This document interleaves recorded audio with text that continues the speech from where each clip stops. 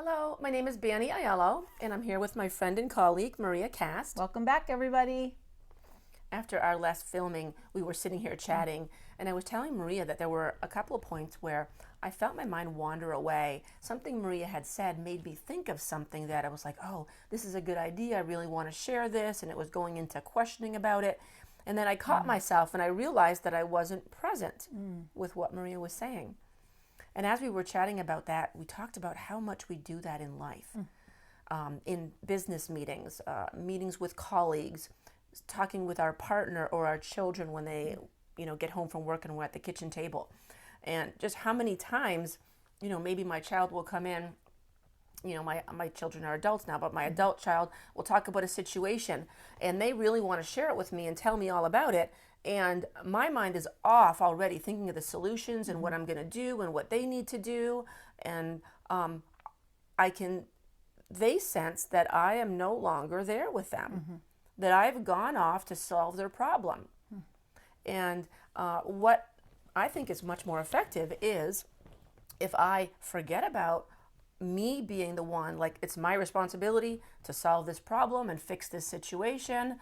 I hold space and presence for the person that I'm speaking with at work or at home, and trust that by me just being present with them and being a sounding board, that the answers are going to come from them. Or I might be inspired for a particular question or a comment, but really just holding presence does something really magical for the person, that they actually come up with it, which is so rewarding for them. Yeah. And it reinforces that the answers are within the person. Yes, totally. Yeah, that's really good. And I think what I mentioned to you as we were talking about it is that it was that piece of being present allows for the right question to present itself, right? So rather than, ooh, this is what I'm going to say, or this is how I need to do to solve this, you staying present allows for that peace and that opportunity for the right question to help the person come up. And I use that. That's a coaching process. I mean, that's what I learned when I became an executive coach, is for me to stay present with my client, because it empowers them to be able to make the changes that they need to make. That's the right change for them, or the right answer, really, for them. And, I think that you helped me a lot. I mean, staying present has always been a practice for me, right? Especially when I became a coach. But where you helped me is you gave me tools. Now, this is kind of a swing. You gave me tools on how to stay present with myself, right? Because that's another piece of this staying present. It's not only important to show that you value the person that you're with, right? Because if I'm not paying attention to you, I'm on my phone. Like, that's one of my things, like watching when people are on their phone, and I'm just like, put it away, stay present, right? But that's so important to show that you value the person. Yeah. And that you hear them and that you're listening. But the other part where you helped me too was staying present with myself, right? When I'm not maybe in an interaction, but just staying present so that I can hear my own inner voice. Right. Right? That's huge. So true. It is huge. And I like what you said about it shows that we value the person we're with. Instead of when we're not present and our mind goes off on its tangent of trying to figure things out for them and solve their problem for them, and maybe there's an ego thing, or something of self-importance where we think, or maybe an expectation we put on ourselves, like maybe they'll value me more if I actually solve their problem for us, when it really does the opposite. It tells them the message is they're not going to be able to solve it. I need to solve it for them. And sending that message to our children or our parents or the people that we work with, or for a boss to send that message to their employees, So you know what? That is actually giving them the message that you don't trust them, right? So the person that you're interacting with, that you don't trust them, and that they can't trust themselves. Yeah. Right? So that's huge. That's huge. So the staying present isn't just about, let me just stay and listen. It's so much more. It goes so much deeper, doesn't it? Yeah.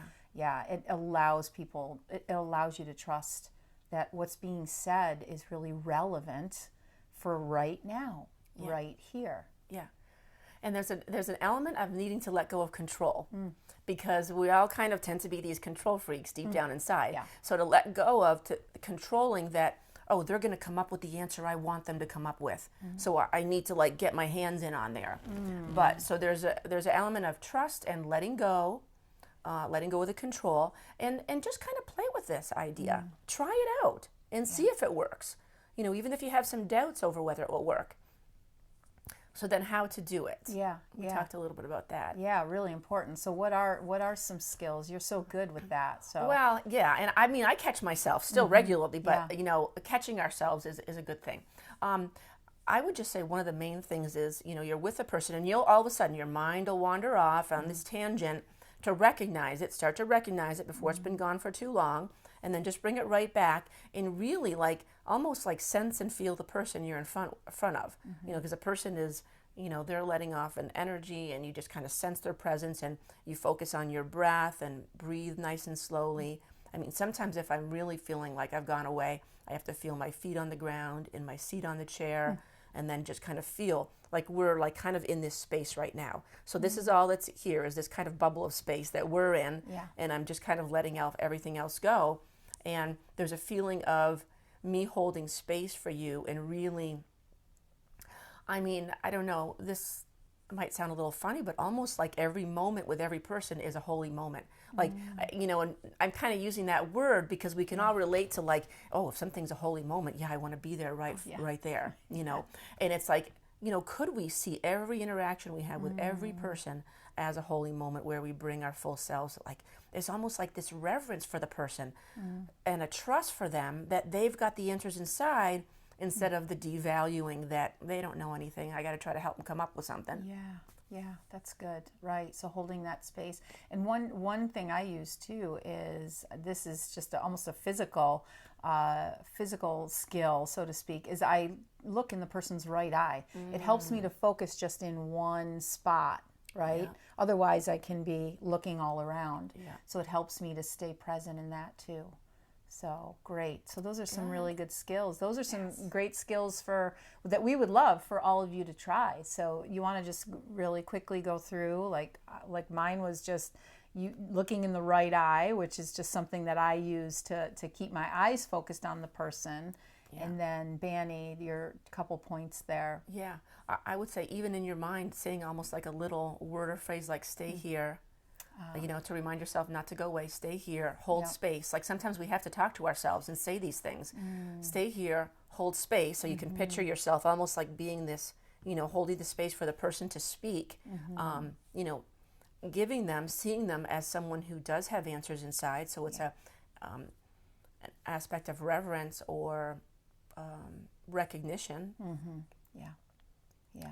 And the breath, always being in touch with your own breath and feeling yourself just kind of breathe slowly. And sometimes I'll even, kind of feel myself kind of connect with the other person a little bit as far as breathing with that person. Yeah, good. Love it. Cool. So try some of those tactics, and we would love for you to comment, how did it work for you? Did it work for you? And what were the challenges and where were the opportunities? And, most importantly, have grace with yourself. This isn't something that just, Bani's been doing this for years, right? And I'm just starting to get into it over the last few months. Have grace with yourself that it will come, and the more you practice it, the easier it will get. So we'll see you all next week. Yep. Bye-bye. Bye.